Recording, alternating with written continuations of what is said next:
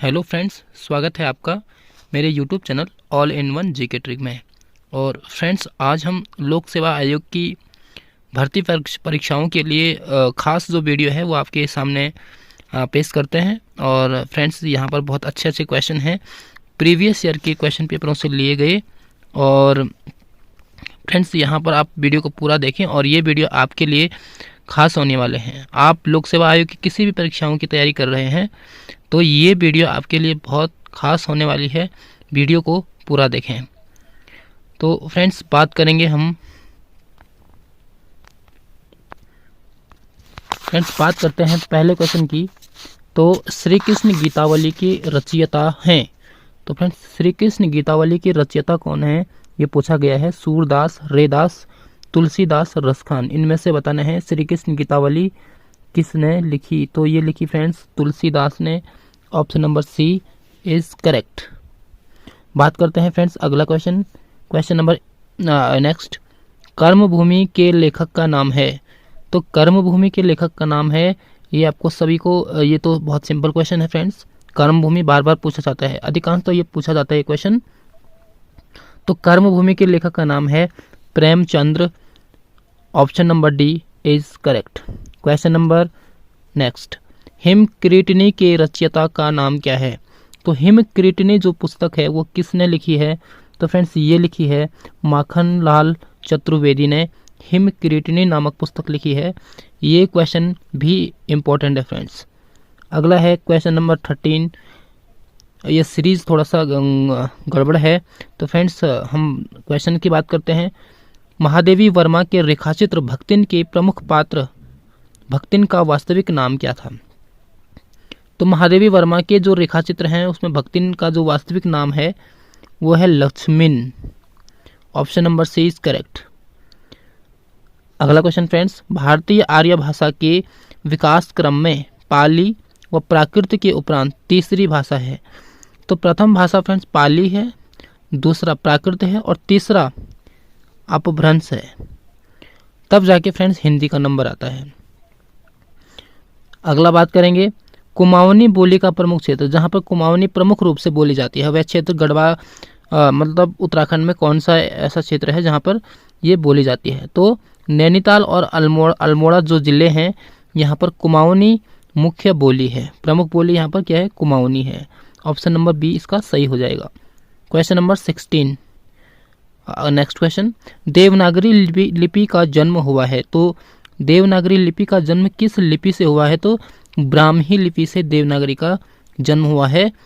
Important question है, note कर लीजिए फ्रेंड्स। अगला क्वेश्चन की बात करेंगे।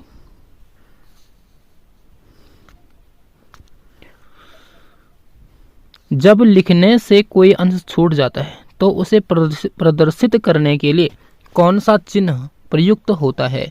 तो लिखने के लिए कोई अंश छूट जाता है उसके लिए हंस पद का इस्तेमाल, हंस पद चिन्ह का प्रयोग किया जाता है। अगला क्वेश्चन 18 नंबर। भाषा की सबसे छोटी ध्वनि इकाई जिनके खंड न किए जा सके कहलाते हैं, मतलब जिनको तोड़ा नहीं जा सकता। तो मुख्यतः उसको क्या कहेंगे, वर्ण कहेंगे फ्रेंड्स, वर्ण, अल्फाबेट वर्ण कहेंगे उसको। अगला फ्रेंड्स, अंतिम शब्द में कौन सा प्रत्यय है। अंतिम, तो इसमें इक, इम, इमा और इन, इनमें से क्या है, इम। इम जो है ये अंतिम शब्द में प्रत्यय है। अगला क्वेश्चन। निम्नलिखित में स्त्रीलिंग शब्द है। तो स्त्रीलिंग शब्द नीम, अरावली, जामुन और चंबल में बताना है फ्रेंड्स। तो यहाँ पे चंबल जो है वो स्त्रीलिंग शब्द है। ये नदी का नाम है चंबल। और जो भी नदियों का नाम फ्रेंड्स आपको पूछा जाए कि ये स्त्रीलिंग है पुल्लिंग है, तो नदियों का नाम स्त्रीलिंग होता है। चाहे वो गंगा, यमुना, सरस्वती, ब्रह्मपुत्र जो भी है वो सारे स्त्रियों का नाम होता है, मतलब वो स्त्रीलिंग होता है। अच्छा, उसके बाद अगर हम बात करें फ्रेंड्स पेड़ों के नाम का, तो पेड़ों के नाम हमेशा कोई भी पेड़ का नाम हो, जैसे जामुन हो, नीम हो, ये पेड़ों के नाम क्या होते हैं फ्रेंड्स, पुल्लिंग होते हैं। तो ये सब आप ध्यान रखेंगे इस बात का। Question number next friends.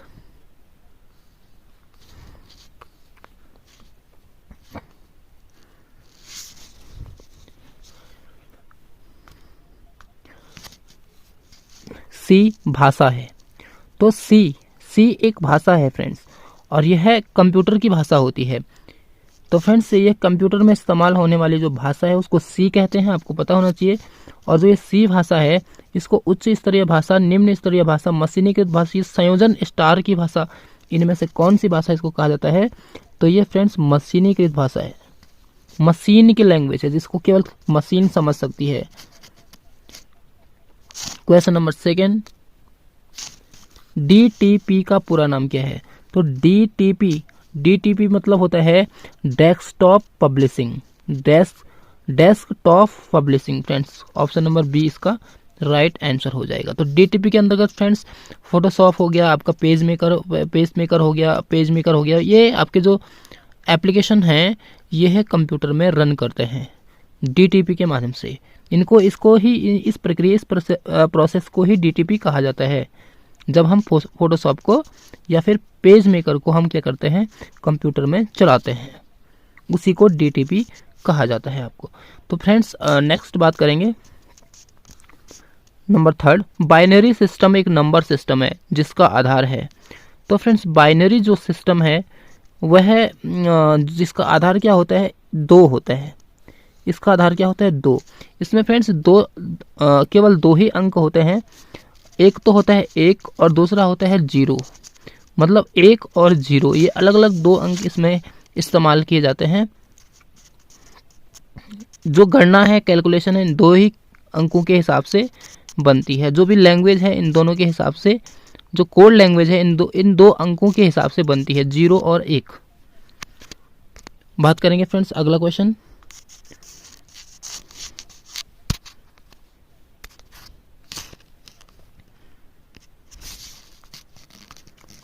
एक बाइट बनता है, ये क्वेश्चन नंबर 4, निम्नलिखित में से कौन गणितीय कार्यों से संबंधित है? तो कंप्यूटर में कौन से ऐसा डिवाइस है जो गणितीय कार्यों से संबंधित है? LAN, CPU, ALU, ROM. तो फ्रेंड्स इसका option number C is correct. ALU इसकी फुल फॉर्म होती है friends arithmetic logical unit, arithmetic logical unit. और फ्रेंड्स लैन की जो फुल फॉर्म होती है वो होती है लोकल एरिया नेटवर्क, आप लिख लेना ढंग से। और सीपीयू की आपको तो इसकी पता होनी चाहिए, सेंट्रल प्रोसेसिंग यूनिट। और फ्रेंड्स रोम की होती है रीड ओनली मेमोरी। तो फ्रेंड्स आप क्वेश्चन को नोट कर लीजिए और ये इंपॉर्टेंट क्वेश्चन है। बात करते हैं अगले क्वेश्चन की। एक बाइट बनता है 4 बिट से, 8 बिट से, 1 बिट से, 10 बिट से। तो एक बाइट जो बनता है फ्रेंड्स वो 8 बिट से बनता है। फ्रेंड्स ये बहुत सिंपल सा, इसको याद कर लेना। एक बाइट बनता है 8 बिट से, एक बाइट बनता है 8 बिट से। और फ्रेंड्स 8 बिट बराबर होता है 1024 KB, 1024 KB। 8 bit is equal to होता है 1024 KB। और उसके बाद फ्रेंड्स 1024 KB का अंतर होता है, मतलब 1024 KB बराबर एक MB, और फिर 1024 MB बराबर होता है 1 GB, और 1024 GB बराबर होता है 1 TB। और फ्रेंड्स जो TB होता है वो TB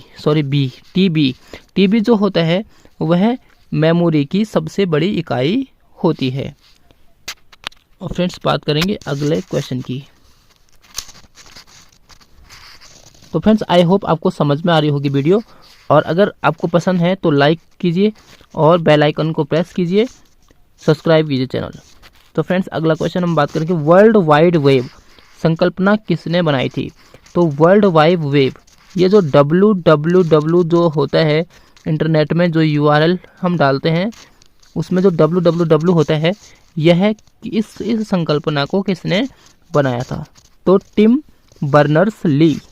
ऑप्शन नंबर ए इसका सही है, टिम बर्नर्स ली ने बनाया था। बात करेंगे फ्रेंड्स अगला क्वेश्चन। कौन सी भाषा हमारे संविधान की 8वीं अनुसूची में सम्मिलित नहीं है। अच्छा फ्रेंड्स, यहाँ पे पूछा गया है कि हमारी 8वीं अनुसूची में कौन सी भाषा सम्मिलित नहीं है। तो आपको पता होना चाहिए कि भारत की 8वीं अनुसूची में 22 भाषाओं का उल्लेख है फ्रेंड्स। कितने भाषाओं का है? 22 भाषाओं का है। इसमें जो 22 में से सम्मिलित नहीं है वो है राजस्थानी भाषा, जो ऑप्शन नंबर सी, राजस्थानी भाषा जो है 22 भाषाओं के अंतर्गत नहीं आती। ऑप्शन नंबर सी इसका सही जवाब हो जाएगा। क्वेश्चन नंबर नेक्स्ट, उच्चतम न्यायालय के न्यायाधीशों की सेवानिवृत्त होने की आयु सीमा क्या है। मतलब उनके जो सेवानिवृत्त होने की जो आयु सीमा है उच्च न्यायालय के न्यायाधीशों की, तो वो क्या है, कितनी है? तो 65 साल। 65 साल में वो रिटायर्ड हो जाते हैं फ्रेंड्स, उच्च न्यायालय के न्यायाधीश। और अगला क्वेश्चन बात करेंगे, निम्न में से किस राज्य का अपना उच्च न्यायालय नहीं है। तो इनमें से बताना है कि उच्च न्यायालय सबका अपना, सभी राज्यों का अपना हाई कोर्ट होता है फ्रेंड्स। जैसे कि सभी राज्यों का होता है, उत्तराखंड का नैनीताल में है, और फ्रेंड्स सभी का होता है सिक्किम, हिमाचल प्रदेश, बिहार, मणिपुर। इनमें से फ्रेंड्स मणिपुर का अपना कोई उच्च न्यायालय नहीं है। तो ऑप्शन नंबर इसका डी करेक्ट हो जाएगा। नंबर 4, किस संवैधानिक संशोधन बिल द्वारा भारत में मतदान की आयु 21 साल से घटाकर 18 साल कर दी गई। मतलब जो मतदान होता है उसकी जो आयु सीमा है वो 18 साल है वर्तमान में। तो पहले कितनी थी? 21, उसको घटाया गया। तो किस संविधान संशोधन द्वारा घटाया गया? तो 48वें संविधान संशोधन के द्वारा उसे घटाया गया और 18 साल किया गया। Question number next friend.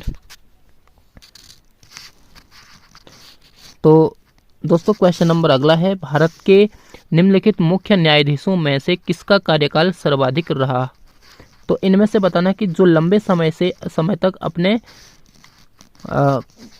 उसका जो कार्यकाल है लंबे समय तक रहा, तो वो है वाई.वी. चंद्रचूड़।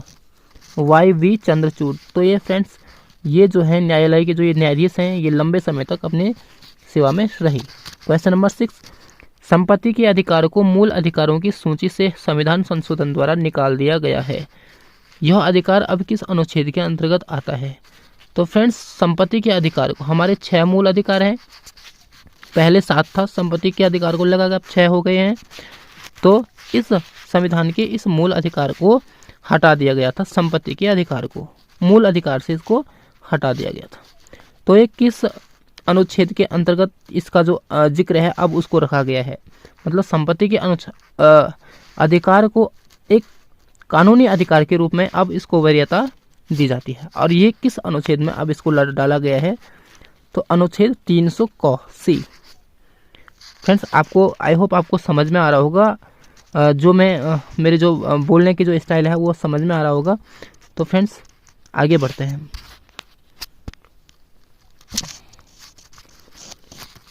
दो ग्रह जिनके उपग्रह नहीं है। ऐसे कौन से 2 ग्रह हैं जिनके कोई भी उपग्रह नहीं है? तो फ्रेंड्स 2 ही ग्रह ऐसे हैं 8 में से जिनके कोई उपग्रह नहीं है, बाकी सबके उपग्रह हैं। बात करते हैं कि जो सी ऑप्शन है बुध और शुक्र, इन दोनों ही ग्रहों की कोई उपग्रह नहीं है फ्रेंड्स। और आपको बता दें कि जो अगर सौरमंडल का सबसे बड़ा उपग्रह पूछा जाएगा तो वो है फ्रेंड्स गैनीमीड। आप याद रख लेना, गैनीमीड ये सबसे बड़ा उपग्रह। और ये किसका है फ्रेंड्स?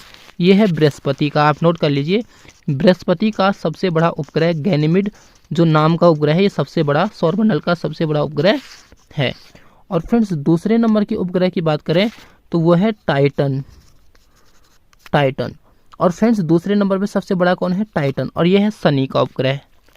और इस तरीके से मंगल के भी उपग्रह बहुत पूछे जाते हैं। मंगल के 2 उपग्रह हैं, डिमोस और फोबोस, केवल 2। अगला क्वेश्चन की बात करते हैं फ्रेंड्स। पृथ्वी में से किसको वाइट ऑफ द अर्थ कहा जाता है? ये था हो गया, इसको द होना चाहिए था। पृथ्वी में से किसको व्हाइट ऑफ द अर्थ कहा जाता है? तो ये कहा जाता है मेंटल को। तो पृथ्वी की आंतरिक संरचना को 3 भागों में बांटा गया है, क्रस्ट, मेंटल और कोर। मतलब पृथ्वी के अंदर की जो प्रॉपर्टी, अंदर की जो भूमि है उसको अलग अलग भागों में डिवाइड किया गया। जो हमारे धरातल से लगी हुई है उसको क्रस्ट बोलते हैं, उसके बीच वाले को मेंटल बोलते हैं और लास्ट वाले को कोर बोलते हैं। तो मेंटल को वाइट ऑफ द अर्थ भी कहते हैं फ्रेंड्स। इसका ऑप्शन नंबर बी सही हो जाएगा। क्वेश्चन नंबर 3, निम्नलिखित में से किस प्रायद्वीप और द्वीप में सर्वाधिक ज्वालामुखी हैं? तो किस में ज्वालामुखी ज़्यादा रहते हैं? अलास्का प्रायद्वीप, सोलोमन द्वीप, क्यूराइल द्वीप, अमीनी द्वीप। तो सबसे ज़्यादा ज्वालामुखी किस द्वीप या प्रायद्वीप में मिलते हैं? तो ये मिलता है क्यूराइल द्वीप। तो फ्रेंड्स ये क्यूराइल द्वीप कहाँ पर है? तो ये रूस में है, रूस से जापान तक फैला हुआ है। तो फ्रेंड्स ये आपका ऑप्शन नंबर सी इसका सही जवाब हो जाएगा। क्वेश्चन नंबर 4, निम्नलिखित में से किस वायुमंडलीय परत में तापमान लगभग समान रहता है? तो तापमान समान रहना, तो फ्रेंड्स ये समताप मंडल, आपको नाम से ही पता चल रहा है समताप, समान ताप। तो ऐसा जो मंडल है समताप मंडल में क्या होता है, तापमान लगभग समान रहता है। इनमें से मैं आपको बता दूं 2-4 क्वेश्चन कि जो समताप मंडल है, जो हमारे हवाई जहाज हैं, क्वेश्चन आता है कि हमारे हवाई जहाज किस मंडल में या किस परत में उड़ाए जाते हैं? तो समताप मंडल में उड़ते हैं फ्रेंड्स हमारे हवाई जहाज। उसके बाद ये हवाई जहाज का क्वेश्चन बहुत बार पूछा जाता है फ्रेंड्स। उसके अलावा यहाँ पर तापमान समान रहता है। मैं आपको आयन मंडल की विशेषता बता दूं, तो आयन मंडल में क्या होता है, यह मंडल रेडियो तरंगों को परावर्तित करता है और इस मंडल के कारण पृथ्वी पर संचार के साधन कार्य करते हैं, जैसे टेलीविज़न, जैसा आपका मोबाइल, ये सारे जो चीज़ें हैं, इंटरनेट, ये सभी इन आयन मंडल में रेडियो एक्टिव तरंगों के कारण ही जो तरंगे चलती है, संचार तरंगे, उनके कारण ही यहाँ पर चलती है। अच्छा, अगले बात करें ओजोन मंडल की। तो ओजोन, यहाँ पर ओजोन गैस की अधिकता होती है जिसको O3 कहते हैं और आपकी ओजोन परत इस मंडल में स्थित है। फ्रेंड्स ये ओजोन मंडल हमारे लिए ज़रूरी क्यों है? क्योंकि ये अल्ट्रा वायलेट रेज यानी जो पराबैंगनी किरणें हैं सूर्य से आ रही पृथ्वी पर, उनको रोक देती है। हम इसको क्वेश्चन को पढ़ते आ रहे हैं। क्षोभमंडल की क्या विशेषता फ्रेंड्स? तो यहाँ पर हमारे बादल और जो वर्षा होने की जो प्रोसेस है, बादल बनते हैं, कोहरा, सभी इसी मंडल में होते हैं। तो फ्रेंड्स ये हो गया। अगले बढ़ते हैं आगे क्वेश्चन की ओर। किस नदी को यूरोपीय व्यापार की जीवन रेखा कहा जाता है? तो किस नदी को यूरोपीय व्यापार की जीवन रेखा कहा जाता है? तो राइन नदी को फ्रेंड्स यूरोप में, ये यूरोप की प्रमुख एक व्यावसायिक नदी है राइन नदी, और इसको व्यापार की जीवन रेखा कहा जाता है। एक आंतरिक जलमार्ग प्रदान करता है। और फ्रेंड्स जर्मनी और फ्रांस के बीच, जर्मनी और फ्रांस के बीच सीमा का निर्धारण भी ये राइन जलमार्ग करता है। तो फ्रेंड्स ये आपको समझ में आया होगा। बढ़ते हैं अगले क्वेश्चन की ओर। तो फ्रेंड्स अगला क्वेश्चन है, लौह अयस्क की किस्मों में कौन सी किस्म नहीं आती? तो लौह अयस्क अलग अलग प्रकार का होता है। तो इसमें इसकी जो किस्में हैं वो हेमेटाइट, मैग्नेटाइट, लिग्नाइट, बिटुमिनियस और पीट होती है। इसकी 5 किस्में होती है। 3 तो यहाँ दे रखी है, हेमेटाइट, मैग्नेटाइट, लिग्नाइट, और एक होती है बिटुमिनियस, और एक होती है पीट। तो ये 5 किस्में इसकी होती है। और इसमें जो साइडेराइट है ये इसकी किस्म नहीं है फ्रेंड्स। तो ऑप्शन नंबर इसका डी सही हो जाएगा। बात करेंगे हम अगले क्वेश्चन की। निम्नलिखित में से जुड़वा खनिज किसको कहा जाता है? तो जुड़वा खनिज जो कहते हैं वो सीसा और जस्ता है, इसको जुड़वा खनिज कहा जाता है। बात करते हैं फ्रेंड्स अगले क्वेश्चन की। निम्न में से कौन भारत की सबसे बड़ी रियासत थी? तो भारत की सबसे बड़ी रियासत थी हैदराबाद रियासत। क्वेश्चन नंबर नेक्स्ट, कांग्रेस की ब्रिटिश कमेटी ने किस पत्र का संपादन किया? तो कांग्रेस की ब्रिटिश कमेटी ने इंडिया जो समाचार पत्र है इसका संपादन किया था। बात करेंगे फ्रेंड्स अगले क्वेश्चन की।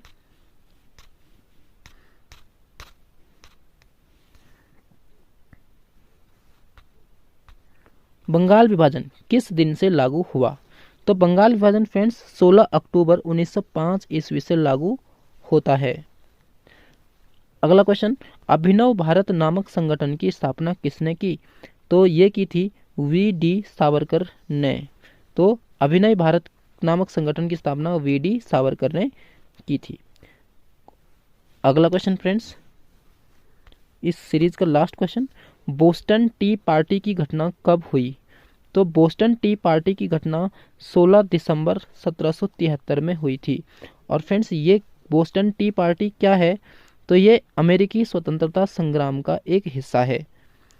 अमेरिका जो है वो ब्रिटेन का अधीन रहा था, और फ्रेंड्स ब्रिटेन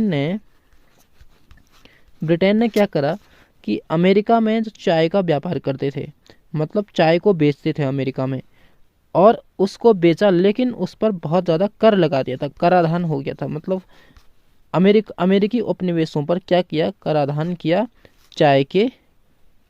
चाय पर अत्यधिक मात्रा में कर लगाए।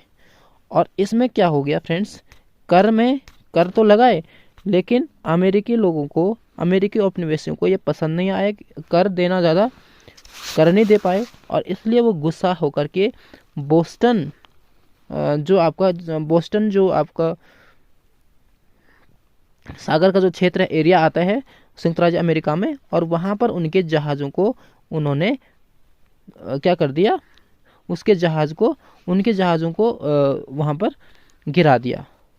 तो मतलब जो चाय की जो पेटियाँ थी उनको नदी में फेंक दिया। तो उसी को हम बोस्टन टी पार्टी की घटना कहते हैं फ्रेंड्स। और ये अमेरिकी स्वतंत्रता संग्राम के लिए एक आवश्यक घटना है। और ये क्वेश्चन भी बार बार पूछा जाता है एग्जाम्स में।